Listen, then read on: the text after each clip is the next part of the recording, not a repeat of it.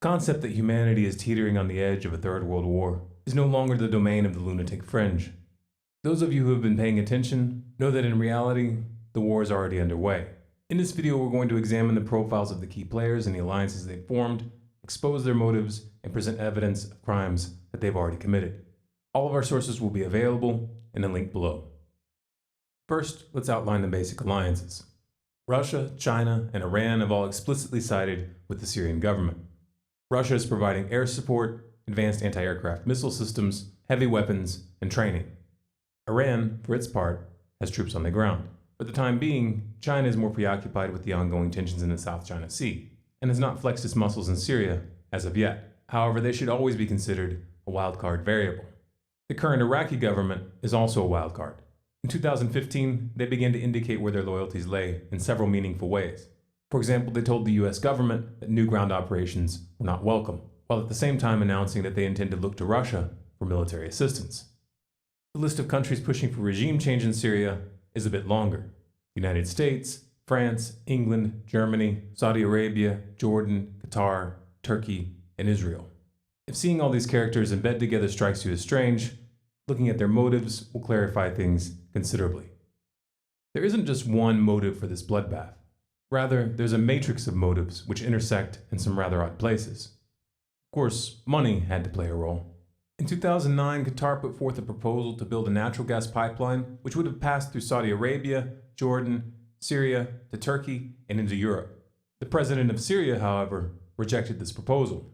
Instead, in 2011, he forged a pact with Iraq and Iran to run a pipeline eastward, cutting Qatar and Saudi Arabia out of the loop completely. It was around this time that jihadists began flooding into the region intent on ousting Assad. The West presented these groups as freedom fighters. The vast majority of these militants, ISIS included, are Sunni jihadists, which is significant because Saudi Arabia, Qatar, Turkey, and Jordan are all Sunni as well. And Saudi Arabia in particular has a long history of spreading their preferred strain of Sunni extremism, Wahhabism, by investing heavily in building mosques, madrasas, schools, and Sunni cultural centers across the Muslim world. Now they have ISIS pushing it by the barrel of a gun. ISIS is not merely some dark aberration. Wahhabism as a philosophy calls for its adherents to take the reins of power by force and to impose Sharia law. Wahhabism also encourages its followers to persecute Shia Muslims, which they consider apostates. And of course, apostasy is punishable by death. Iran is Shia. The current government in Iraq is Shia and has strong ties with Iran. A pipeline deal which Assad accepted would strengthen the Shia bloc and expand its regional influence. The Sunnis don't like this. In fact, they've even coined a term to describe it: the Shia Crescent. Let's be very clear. ISIS is not just a terrorist organization. It is a Sunni terrorist organization. That means it blocks and targets Shia. And that means it's serving the interests of Turkey and Saudi Arabia, even as it poses a threat to them. Because neither Turkey nor Saudi Arabia want an Iran, Iraq, Syria, Lebanon bridge that isolates Turkey and cuts Saudi Arabia off. Israel also doesn't like the Shia Crescent at all, and they have decided to work with the Sunnis to form a parallel bloc to counterbalance Iran's influence. This is why Israel has launched numerous airstrikes against the Syrian government over the years and has provided medical care, logistical support, and safe passage to known jihadists. In 2013, Israel's ambassador to the US, Michael Oren, told the Jerusalem Post that, quote, "The initial message about the Syrian issue was that we always wanted Bashar Assad to go. We always preferred the bad guys who weren't backed by Iran to the bad guys who were backed by Iran. This was the case," he said, "even if the other bad guys were affiliated to Al-Qaeda." Let that sink in for a moment. Now, at this point, if you were to ask any of these governments directly why they're arming and funding jihadists in Syria, they would claim that they are only supporting the moderate rebels, specifically the FSA. However, FSA commanders have gone on record to say that they cooperate with and conduct joint operations with al-Nusra, and ISIS and al-Nusra have officially formed alliances. And it is well established that the FSA command has been dominated by Islamic extremists for years. Furthermore, a think tank that was founded by Tony Blair released a report in 2015 which concluded that it was pointless to attempt to make the distinction between moderate rebels and jihadists, since the majority of these groups share ISIS's core belief system. It would impose Sharia law if they came into power. أما فيما يخص بعض الفصائل التي مثلا يطالب الغرب بتصنيفها كمنظمات إرهابية، جبهة النصرة. نعم، نحن نشعر أن هذه الجبهة بمكان ما هي يمكن الحوار معها حول نعم حول طبيعة الدولة القادمة، حول شكل الدولة القادمة، حول إمكانية هذه البلد على إقامة دولة التي تناسب الجميع. نحن في مكان ما يجب أن نتعاون ويجب أن نتحاور، وأنا على صلة بالجميع. أنا على صلة بالجميع ولا في سر بذلك، حتى فيما يخص الأخوة في جبهة النصرة، ونتعاون في أمكنة كثيرة. In this context, the support being given to these groups can only be interpreted as material support for terrorism, which is a crime.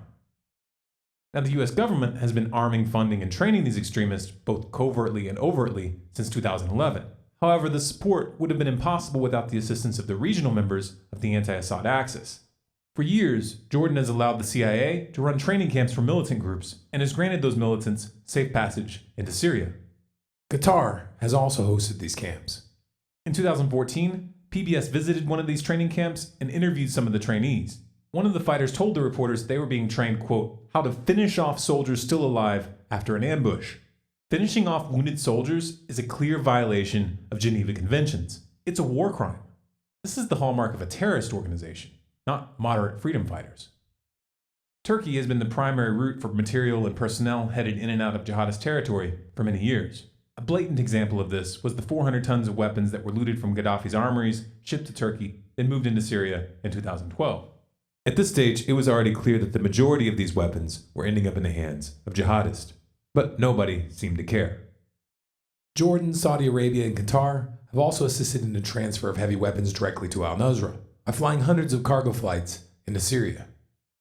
And then there's the infamous Toyota trucks, which ISIS drives. US counterterrorism officials made a show of investigating where they got these trucks, but it would have been much simpler if they had just called the US State Department. According to the PRI, the US State Department has been supplying Toyota Hiluxes, the exact model being used by ISIS, to the FSA for years. Knowing the real chain of alliances between these groups, it makes perfect sense that ISIS would end up behind the wheel. And let's not forget about the oil. At this stage, ISIS has reached a point where it no longer needs direct sponsorship. The organization earns an estimated $1 to $2 million a day through oil sales. The US was aware of this, but did nothing to stop it. They didn't even condemn the country which was facilitating the sale of this oil. Russia, on the other hand, began targeting oil convoys headed into Turkey in November of 2015. Shortly thereafter, Turkey shut down a Russian Su-24 that supposedly violated Turkish airspace for 17 seconds. In response, Russia released satellite evidence that they claim shows how Turkey is smuggling oil from ISIS. The US government dismissed this evidence, but didn't counter it with any evidence of their own. So where is the oil going? We're supposed to put that little detail out of our minds. All along, there's always been the idea that Turkey was supporting ISIS in some way. We know they've funneled people going through Turkey to ISIS. Someone's buying that oil that ISIS is selling. It's going through somewhere. It looks to me like it's probably going through Turkey. They knew, but they did nothing. Why? Well, let's ask Mike Morrell, former deputy director of the CIA. Look, we don't want to destroy these oil tankers because that's infrastructure that's going to be necessary to support the people when ISIS isn't there anymore. And it's going to create environmental damage. Right, and I suppose we didn't call out Turkey for buying the oil because we didn't want to hurt Erdogan's feelings. Clearly, it is not in the interest of the anti-Assad axis to eliminate ISIS. The United States and France are keen to make a show of airstrikes and special forces, but what they really want is the ability to operate in Syria militarily. This is the only way they'll have any chance of influencing the outcome. Trouble is, Russia is dug in. Unlike the United States and France, they have permission to operate in the country, and this has allowed them to set up bases and a strong anti-aircraft defense grid, which at any point can be used to enforce a no-fly zone. Washington is in a weak position. It can't really win from this angle, so they'll have to find a way to put Russia off balance and retake the momentum. It's important to remember the real stakes in this conflict. The West is in a state of decline. Their influence is waning. If the US and their allies fail to remove Assad from power, what they will be faced with is more than just a strong Shia crescent. If they fail, they risk being edged out of the entire region and replaced by Russia. This would give Russia an enormous amount of leverage in global energy markets. And this, of course, has serious implications for the petrodollar. For Washington, this is an unacceptable outcome, so expect the unexpected. This video is Creative Commons. You have permission to download and distribute any and all of our content through any venue, commercial or non-commercial. If you want more people to see this information, please remember to like, share, and comment. If you want to see how far the rabbit hole really goes, keep in touch. Subscribe to Storm Clouds Gathering on YouTube, follow us on Facebook, Twitter, and Google+, and you can sign up for email notifications of new releases on our website stormcloudsgathering.com.